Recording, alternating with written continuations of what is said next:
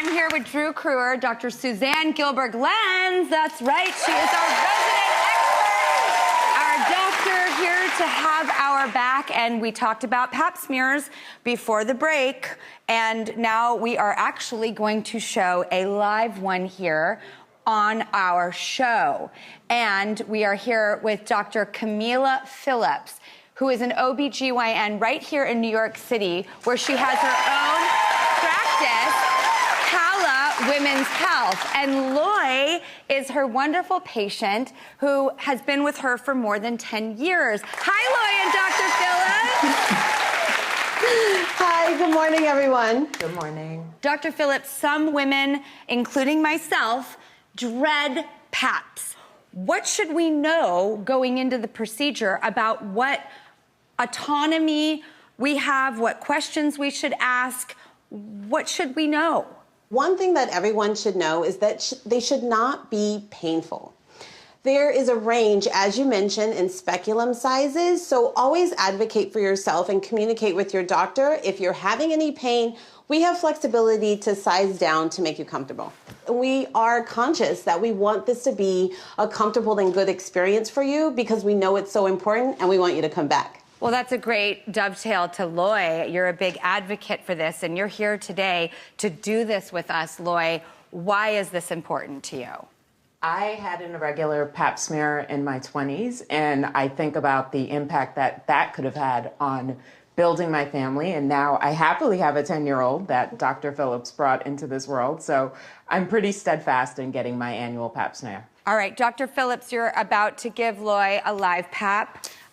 Please proceed. Let's take it away. So we're gonna come into what we call the stirrups. You wanna lay back for me?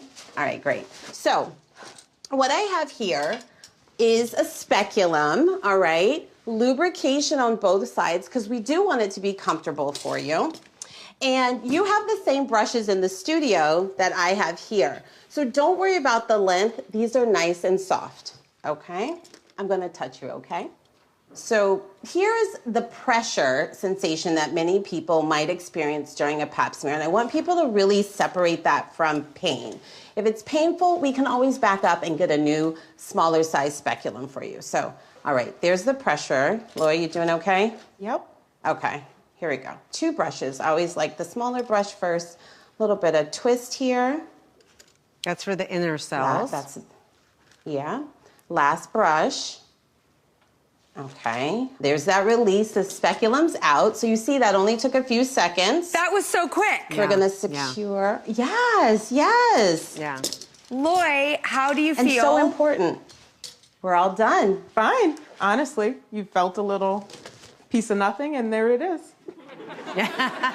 And now, what is it? Why do we put ourselves through this? What's the why?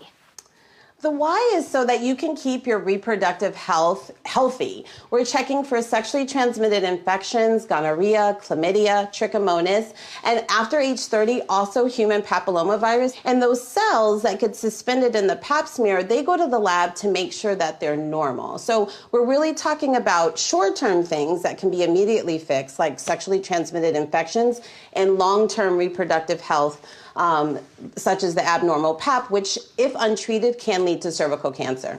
Thank you. That was sort of where I was building to, is cervical cancer is a preventable disease through pap smear consistency. Exactly. Loy, I am just so grateful to you to help us bring this crucial information into the forefront and humanize it. So thank you so much for doing this with us today.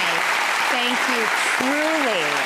And Dr. Phillips, I just can't thank you enough because, you know, I'm just going to be fully candid. I went to a doctor's appointment recently, and because I moved to New York from Los Angeles, I didn't have an OBGYN, and I went to one doctor who basically told me, you're fine, you don't need anything, we don't need to do a PAP, you might be in perimenopause, I don't know, you can check back with me for hormones, and sent me out of the office.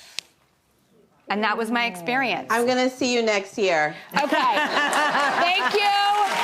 I will be in your office because I'm looking for Suzanne lives in LA, and I bother her every time she's here with every one of my questions. So I will see you very soon. Thank you.